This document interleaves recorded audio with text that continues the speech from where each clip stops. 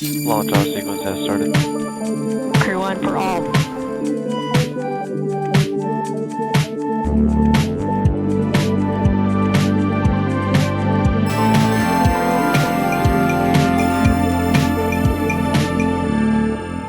My name is Jessica. I'm Ed Hoffman. Welcome to the Fourth Wall Podcast. Absolutely. And we invite you in to break that wall so that we exchange and we connect together. Right now we're on a launch pad. You guys can't see this, but there's a massive rocket behind us. Now that we've got the funds for a moon mission, we now decided that our guests are going to get sent up one at a time with 3 films to take with them. Only 3, not streaming Netflix situation. They get 3 laser discs. Well, it's a weight issue. When you're going on travel, you have to minimize weight. You also have to things that can deal with radiation. In addition to the 3 films, they're also going to get a snack. Yeah. Which is only 1 snack, but they get endless amounts of it, and a book. Really? I mean, what more would you want? Maria has quite an introduction. I'm so excited for her as a guest. I think we're both fan readers of hers. Maria Tatar is an academic. Her expertise lie in children's literature, German literature, and folklore and fairy tales. Not only is she a prolific academic and author, but she has made the transition from being an academic to someone more in the popular culture. A lot of artists read her. You're from NASA, you read her. Yeah. She has these beautiful annotated books, Hans Christian Andersen and the Grimm's Brothers, and then also books that go more in depth to different aspects of folklore and fairy tale. Oh, Maria, it's so nice to see you. Good to see you. Ed, hi, how are you? I'm a little bit nervous. I'm sure Jessica told me that I have loved your work for decades. It had a major impact on NASA. I'll tell you this right now, that I learned to get comfortable about the importance of story. Because I may be wrong, but I always felt what I learned from you in the most recent work, the 1001 Heroines, is that every person has a story, and the story will be different, but you have to give people voices. Once I figured that out halfway through my term, we started using stories, and we had project people and scientists telling stories. And we valued the fact that we see things and we tell things different ways. We have a mission for you, people who love still the world of play and pretend and movies. And Ed, what is that mission? We're going to send Maria to the moon. Yeah. Now, this is a real honor to you. Hopefully you take that way. So one of my dreams a long time ago was that I would be the first psychologist supporting a colony of humans on Mars and the importance of values and ethics and creating something right. And one of the things I think is really important is that when you go to a new place, you have a storyteller. You have someone who can share stories of what works, lessons, getting people to talk about the kind of values we want. And so the purpose of sending you to the moon is to be just one of those people who can get us to think through myth, through our history, and through stories. What kind of society do we need to create together to hear all of our voices and to create a successful society? So hopefully you would like to go to the moon to be part of that colony. But that was our vote to have you as one of those early people on that colony. I have to say that, I was always a sun worshiper, as many of us are. And it was only sort of in my 40s that I became moonstruck, that, something, I'd like to think of it as becoming a lunatic. And, Nathaniel Hawthorne writes in The Marble Faun about magic moonshine. And I had never understood that until one evening, and I don't wake up in the middle of the night very often, but woke up at 2 a.m. and I felt restless. And for some reason, I decided to go outside. I went into my backyard, and it was lit up by the moon in this way that was so extraordinary. I mean, I think I must have stayed there for close to an hour because I had never seen anything like it. And I think it's captured in Moonstruck to some extent. But I suddenly understood, too, why the moon figures so prominently in children's literature with Goodnight Moon, Papa Go Get Me the Moon, In the Night Kitchen. So yes, I love the idea of landing on the moon. And I don't know whether you thought about whether I would be marooned there or would be able to come back, but I'm assuming I'm going to be there for a long time and need some powerful entertainment. You certainly will. And 3 is, I know, a hard number to choose, but you will get 3 movies to take with you. So, Maria, what would be your first film be? I think my first one is E.T. It's too bumpy. We have to walk from here.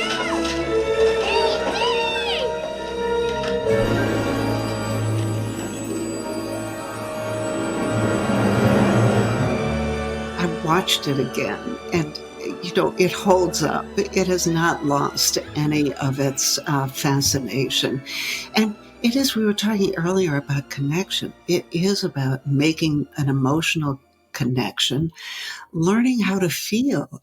Elliot, and by the way, E.T., think of Elliot's name, begins with E, ends with, and they're sort of doubles of each other, and E.T. teaches him how to feel and to connect. He animates him, he reanimates him after a traumatic experience. He heals him quite literally at one point when Elliot cuts his finger on the saw blade. And this idea of healing and connection, I think, is dramatized so beautifully in the story. So, and of course, also emotional connection, but also flight, the fantasy of flying. And I love the way the film gives you the child's point of view for about the first half. You're seeing the camera work is amazing.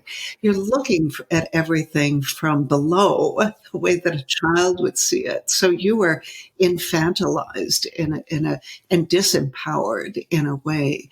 And then suddenly, taking flight, being in control, being liberated and animated and all, and then the incredible finale of the film, which is so beautifully, it's the Spielberg touch in great ways. That's wonderful. I also love the idea that you are going to be a visitor on the moon. So in a sense, you've become an alien. That's exactly it. And I think that, there's something about suddenly being the other and discovering that you have to learn how to navigate this new world, how to survive in it. And the only way you're going to survive is by making friends with the others there. The importance of friendship becomes quite vital. Ed, do you remember seeing the film? I guess I was just growing up in some ways when I saw it. It was transformational in a general way. I love those kinds of movies. We've discussed this. The notion of fantasy, the framing things from a child, troubled child, the connection to this, the alien, maybe up until that time, typically aliens were things to be afraid of. And the thing that was amazing about that was this was the alien was the good soul, and it was the people you had to worry about. And I remember watching that and seeing it in some ways it had a pathos of The Bride of Frankenstein, where the monster, if you watch that closely, is this soul that is animated and has to deal with people trying to throw things. I always remember that scene where he's with the hermit, and they're establishing a friendship, and people bang in and they don't want it, and they start. So the thing with E.T. in a very cute way is that they turn the alien into a person of respect and appreciation and love, and you see how people have problems dealing with that. The question I was going to ask when I thought about that for you, Maria, is in your work in terms of the heroine in 1001 Faces, you talk about the importance of voice for all people. And you talked about your own experience in terms of going for your doctorate. And one of the things I've seen in organizations is women being silenced or dealing with other kinds of issues. And so I wonder if the ET is also that part of the alien. How does the alien be able to have their voice being heard so that people understand the reality and the truth? And I wonder, I'm asking you if any of that also appeals to you about that story of being the alien and trying to break through. That's a great question, because you're pointing to the vulnerability of E.T. and the way in which E.T. learns sort of about life on Earth, about language, and about emotion uh, through not just through Elliot, but he watches movies all the time. Remember when he's watching The Quiet Man? I looked this up. I hadn't realized what the film was. He was watching The Quiet Man with John Wayne and Maureen O'Hara kissing. And at the same time, we get this wonderful montage with Elliot kissing the girl of his dreams. And so, this sort of channeling of emotion. I'm reminded of a beautiful book by Ron Suskind called Life Animated, in which he tells the story of his autistic son, Owen, who learns about emotions and feelings through, guess what? By watching Disney movies. And he learns how to speak. Think of E.T., the way that Elliot teaches E.T. language. So Owen learns how to speak. The first words he says are juicer boss, juicer boss. And he keeps repeating that. And finally, his mother realizes that he's saying, "It's just your voice," from The Little Mermaid. And so E.T. takes up all of these, fundamental questions about life and connection and friendship and vulnerability and learning, having somebody help you acquire a voice, because we don't do that on our own. We need other people to be our supporters. And, I think with the Me Too movement, one of the things we forget is that many men were heroes and champions. And I think we don't celebrate them enough. I think of my mentor in graduate school, who, was just, I can think of the first time I met him as an undergraduate applying to Princeton. I was from the Middle West. I was really scared. And there he was, this distinguished scholar who gave me a long tour of the campus and was so encouraging. So those voices have to be heard too, I think. Can you paint me a bit of a picture about child Maria? I was an introverted child. I was the child of immigrants. I came to this country. My traumatic experience was going to kindergarten and howling. I think my poor sister could hear me howling from upstairs because there I was surrounded by, it was the E.T. Maybe, gosh, Jessica, what a great question, because I just realized I don't identify with Elliot. I identify with E.T., alone in a sense, navigating this world in which I don't understand anything. It's a new place. And, the place where I found refuge, where I found, through friendship, of course, too, but also in the library, reading and in books. And that was my way.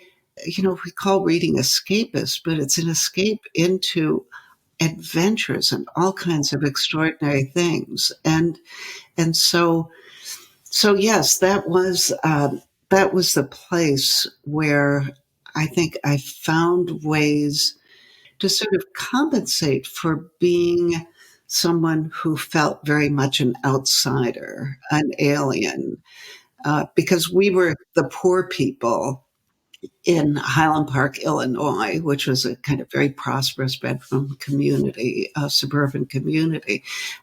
We were just fine. And we were not living in car. If you think of the horrors many people are experiencing today, it was, and I always had the comfort of a very solid family. But reading the characters in books became my companions in many ways. Absolutely. And instead of escapism too, it sounds resourceful to find solace in stories because they allow you to reframe your own position and find your own voice. and see yourself in a story or like a hero or like a character. Exactly. So, Yeah. And I think not just see yourself in the story, because sometimes I think it's important not to see people who are like me, but to see people, to witness what other people have gone through, and to form that bond with them in strange ways. ET is certainly about home, getting home, finding home. And it's interesting to me the way they finally get to the point where they appreciate ET and they love ET. And they're sad because he's going home, and he explains that it's about the home. And I wonder, I guess like a question for you, Maria, is the core of myths and stories and folktales really about, in some ways, a search for home, a safe place, a comfortable place? Right. I mean, think of the Odyssey, the journey back home. And, we think that fairy tales, of course, are all about the family, the hyper dysfunctional family, and, the fractured family. And how do you not necessarily get back home, but create a new home? I'm always perplexed by the fact that scholarly literature, or academics think of fairy tales as domestic versions of myths, or as kind of the old wives' tales, the tales told by women about family life. And yet, you look at myths, the Greek gods they're all also hyper dysfunctional families. And so, if you look at streaming today, at our entertainments, at our electronic entertainments today, at the core of so much of it, Sopranos to Stranger Things, all of these series that we binge watch are at heart. There may be another world out there. That other world often becomes an alternate, as in the Sopranos. They become a family, a parallel family. So, you've either got the structure of the parallel family or the alternate family, the one that sort of makes up for the horrors of the first family. So that's something that we're always need to work through. And as much as I was saying before, that my circumstances as an immigrant child were by comparison fairly comfortable. Even in a prosperous, there's dysfunction in every family. As much as we love each other, there's always conflict and turmoil and rivalry. Yeah, I think that's because none of us are fully aware or realized individuals, so we kind of all are bumping up against each other. I don't know one family that I can point to and say that's highly functional. I think highly dysfunctional seems to be a bit of the norm. But I think that's what this idea of sort of teach us about expansive generosity too. The move that makes you feel big and powerful and heroic is the right move. Absolutely. Oh, I'm into that. And so, Maria, what a rich vein ET is. I love this choice. It's yours. You get to bring it to the moon. Tell us, what is the second film? Oh, my second choice is Shawshank Redemption. And gosh, all of the, I'm with the heroes here. I realized, oh gosh, I don't have any heroines, but never mind, because Shawshank is such a brilliant film. The next morning, right about the time Raquel was spilling her little secret, a man nobody ever laid eyes on before strolled into the Maine National Bank. Until that moment, he didn't exist. Except on paper. May I help you? I did rewatch parts of it, and I realized, I'm looking at it now through a different lens. And in some ways, I see this film as having a powerful subtext about slavery. It's about prison, but prison is a sort of metaphor. But let's get back to, the film when it was made. And I think that there's a kind of that moment of a cinematic rapture where, for the briefest of moments, every man in Shawshank was free. That's the voiceover from Morgan Freeman. And how does this happen? It's when Andy decides to well, speak truth to power, stand up to authority. And he plays this beautiful duet from The Marriage of Figaro. He broadcasts it into the prison yard.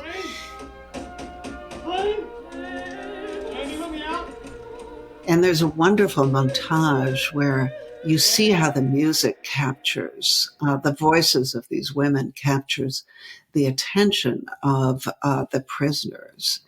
And then, they are all just standing there in this reverent moment.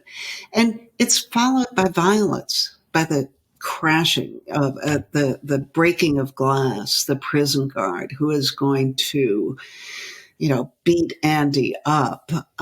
So it is the briefest of moments, and yet it is a kind of liberation with the promise embedded in it of hope, something that Andy holds on to, that he clings to, and that Red is always dismissing as silly and frivolous, but Red is won over in the end. And he had those words, I hope the Pacific is as blue as it is in my dreams. And I hope I get to shake the hand of my friend.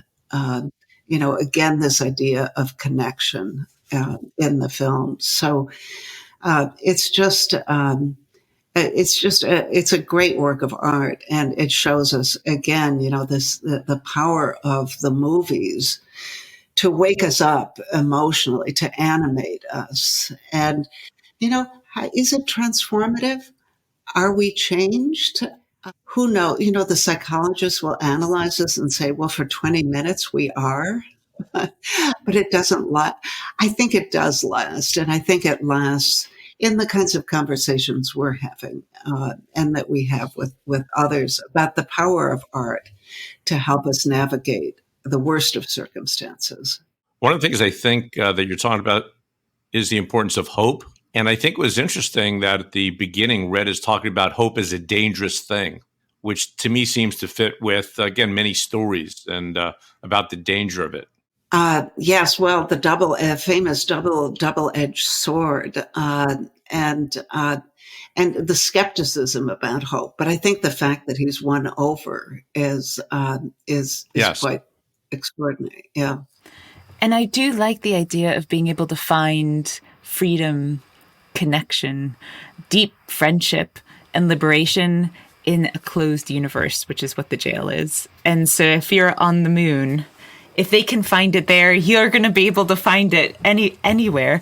But there is a filmmaker's lesson in that film too. And I didn't know this recently. I was listening to Dak Shepard's podcast, Armchair Expert, and they were talking about Shawshank Redemption. And I didn't know it was a flop when it came out. That's interesting. I was not aware of that either. And yet it's become a classic. You ask about when I saw it, and I think part of the reason I block it out is that I play that clip with Andy in the warden's office, putting the needle on the record to my students. And when the clip ends, you can hear a pin drop in the lecture hall, and we all just have to take a breath and sort of try to process what we have just seen. Suddenly, you're listening to the voices of imprisoned men and hearing their stories too. So that's another aspect of it. And it was a flop financially, but it's now, has it recouped? Oh, absolutely, and found its audience. And I'm always interested in story and time. So it found its time. Maria, you mentioned teaching, and I think both Ed and I would be remiss not to look a little bit about that part of your life too, because you're not just an author and you don't just lecture and you don't just get sent to the moon. You teach. It's a huge part of your career. And you said, do you often use film in your teaching? Yes. And as we speak, I realize that film helped me understand. So I spoke about how fairy tales became such a fascinating topic for me because they became a portal to not just the academic world, but, the world, all of us are connected with stories. And film, I think, became a portal to affect, to, what psychologists call affect, emotional life. I began to understand how, I would put on a film clip and I press the button and I watch the students lunge forward, and then the clip ends, the sequence ends. And as I said, silence, but I can feel the emotional energy is just palpable. And so that bonding experience, it really changed my way of teaching, and I think helped me to forge connections to my students that I had never had before. And I always had on an intellectual level. But suddenly, and I think academia has woken up to this, thinking about, what Bernstein called the effect of music, the effect, what does this do to us? Is it, what does it trend? What does it change in our lives? What does it give us? And what does it help us to do? So my teaching went through many phases over the years, but I think, what I also learned, Ed, was about how, students are just the hunger for stories. And it's nourishment. It's soul food. It's everything that they want to get from the college experience in a way.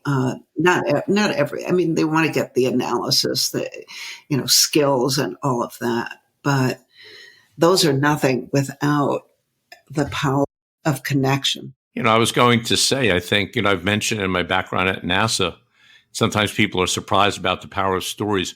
I worked with one large organization on knowledge. How does it get captured and shared? And one of the activities I did was I asked, take a few minutes and think about a project that you worked on that had a lot of problems and challenges, but ended up successful, and just describe what happened.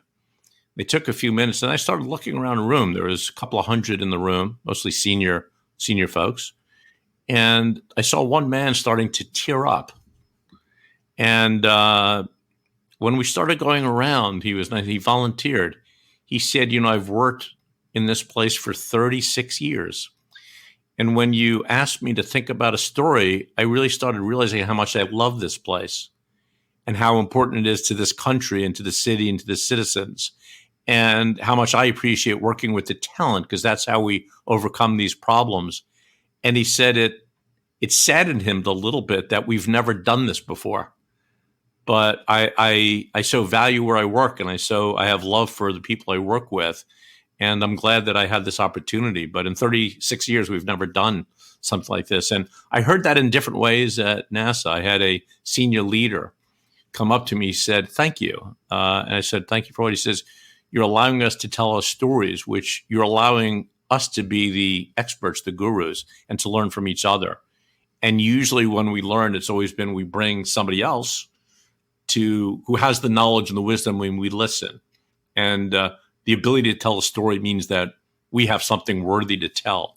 And I've seen the emotions of giving people the chance to tell their stories and to listen to their stories. So, and you're pointing also to gratitude, and I know it's a little bit of a cliche, but I think of my son-in-law, who credits all of his personal and professional success to writing great thank you notes.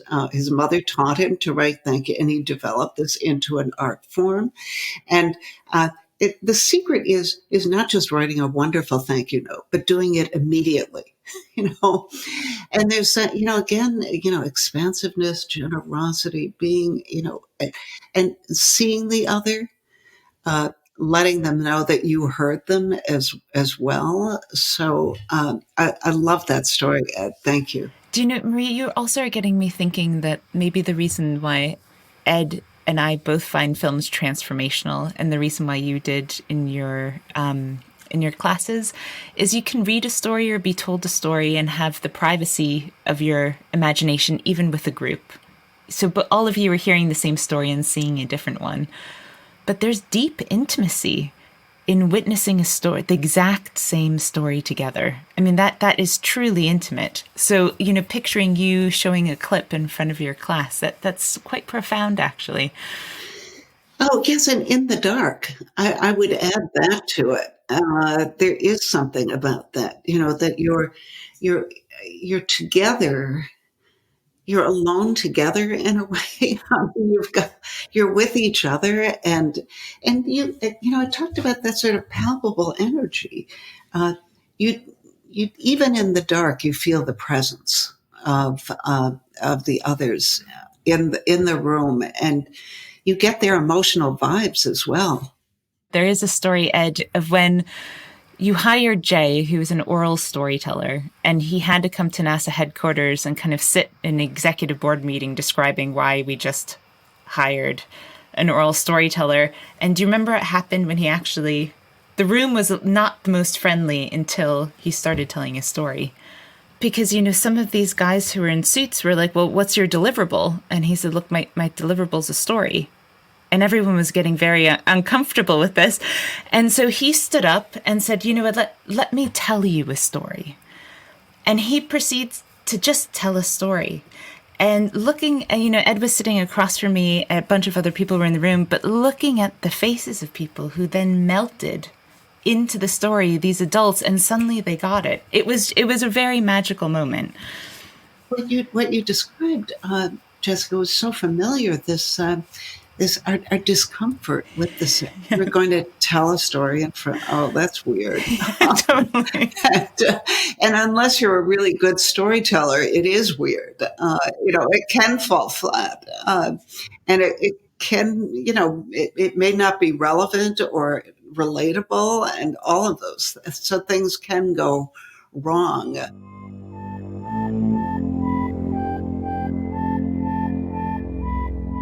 Maria, what is your last film that you'll bring with you? Oh gosh, well, I think getting to back to aliens, feeling like an alien and an outsider. I've chosen Get Out. Toothbrush? Check. Do you have your deodorant? Check. Do you have your cozy clothes? Got that. What? Do they know I'm black? Should they? You might wanna, Mom and Dad, my black boyfriend will be coming up this weekend. I just don't want you to be shocked that he's a black man. I ain't never seen you like this before, bro. Meeting family and taking road trips. Don't come back all bougie, man. Come back, get your damn pants up to your damn stomach. And I have to do full disclosure because it was produced by my son-in-law, who specializes in horror, who managed to reconfigure. Jason Peele managed to, or Jordan Peele, sorry. My son-in-law is Jason.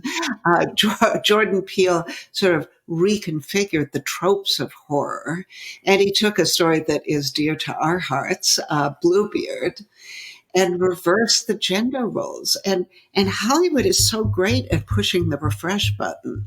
And the reason I mentioned Jason actually is that Jordan Peele took the script to something like 20 odd studios, and everyone said no.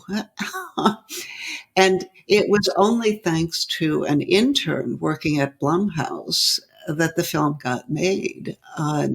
Well, it may have gotten made eventually anyway, but sooner rather than later. And I'm still so curious about whether, this is a story about domestic violence way back when. Charles Perrault put it between the covers of a book. It's about a serial murderer. Bluebeard is about a serial murderer, domestic violence. And then suddenly we have a woman in the role of Bluebeard as the villain. And so, it suddenly it's a film about race in America. And so, talk about getting us to think more and think. I always think of Einstein. I love to, who knows whether this is true or not, but Einstein said, if you want intelligent children, read them fairy tales. If you want more intelligent children, read them more fairy tales. And I always think, I like to think of them as riddles wrapped in a mystery inside an enigma. That's Churchill on Russia, but never mind. We have to unpack so much. And this is why, you can see a film, and I can go through this repetition compulsion on the moon, watching these films over and over again, because each time they're a little different. Yeah. It's also the importance, I think, the story. Sometimes you just got to, like the title says, get out. I remember part of the movie has his friend who's saying, get out of that place and don't stay there. And yet I think sometimes we feel the safer things is to stay in a situation that's clearly not right. And, the lead in that gets to the point where this isn't right, and I'm going to take action to go into a different place, which is a very powerful message, I think, in itself. Oh, yes, absolutely. And actually, as you say that, I'm reminded of the importance of friendship, because that is without friendship, without your friend being there for you, things would have turned out quite differently. Absolutely. There's also a tone to that film. It's almost joyous fear, because I saw it in a cinema in Edinburgh. In a really old cinema, these plush couches that you kind of just sink into. So while she's doing the tea moment, everyone could feel themselves kind of get sucked in. But the sunken place. In the sunken place. But people were screaming aloud and then laughing. There's that, when I say joyous fear, it's fear first and surprise and horror, proper horror, but there's a bit of a tension release that we've all didn't realize we were holding on to. It's good old catharsis.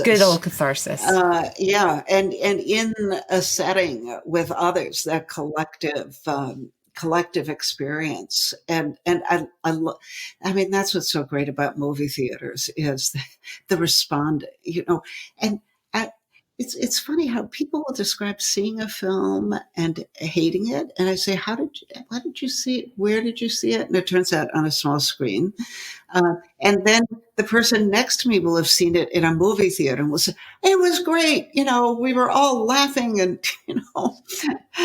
so yes.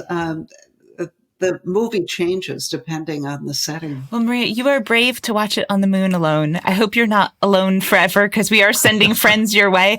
And you're also a good friend. Supporting Jason's work, it's a phenomenal film. So I like that there's a personal connection to the final film. The launch is about to happen. I think one of the things that you get to choose is your favorite snack. And the good thing about the snack or the food is that it continuously replenishes itself. So anything you choose, it's always available. And has no calories. No calories. Well, you're almost weightless on the moon anyway, so it doesn't matter. Oh, yeah. Okay. All right. Okay. So Emac and Bolio's Oreo ice cream. Oh, nice choice. But I have to add a footnote. For breakfast, that's for dinner. For breakfast, I would like warm French croissant. Oh, you know what? Both are yours. We're generous here. You get both. That's excellent. Do you have jam or anything on your croissant, or just plain? You've read my mind. I was going to add with lots of butter and some, let's see, any kind of jam would be fine. Maybe a selection so you don't get sick of one flavor. That's probably best. Oh, well, that sounds delicious. They're yours. And you get a book, one book that you can bring with you. Gosh, well, again, this was a great question because I have thought about this so often. And I finally landed with Middlemarch. Oh, yes. I chose it for many reasons, mainly because of the last sentence of the book, which everyone can look up. And because it's just soothing and I finally found a heroine. I chose all these guy films. Yes. But we have Dorothea and it's just it's a novel that I discovered late. I read it in high school. I don't know. I must have been out of my mind. Yeah. I mean, it's so, it's so irrelevant. It's also dense. I remember reading it for you can read the same paragraph over and over again, and it's almost like she's speaking in a fourth dimension. You just think, oh God, there's a lot here. There's a lot here. That's right. That's right. And that's why I think I remembered so little of it, and I could reread it, and it was a voyage of discovery for me. You will get so much pleasure out of having that on the moon with you. There's a lot to unpack, and in there it will keep you occupied. Mm-hmm. Maria, it has been such a pleasure. I'm hesitant to send you to the moon because I think Ed and I want more time with you, but we will be joining you at some point up there. That's right. Oh, I can't wait to hear your choices. I know we do have to work on them, Ed. You know, when you had a lot of good seconds too, from Winged Migration to Moonstruck. I know that you were so thoughtful about your choices, Maria. That's a good collection. Go for launch. T-minus 30 seconds. Roger, go. Bye, Maria. Good luck on the moon. Crew 1 for all. Bye-bye. Tanks pressing for strong back retract. Great trip. We've packed your croissants. T-minus 15 seconds. Doing the countdown. All right. Okay, 9 is configured for flight. You might get to see ET in person. I'm excited.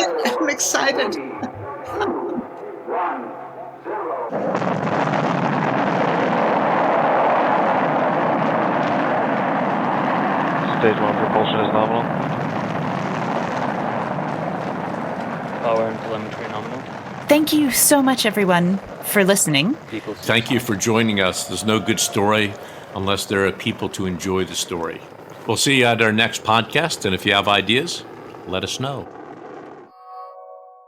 Fourth Wall was presented by Jessica Fox and Ed Hoffman, and they were joined by special guest Maria Tatar.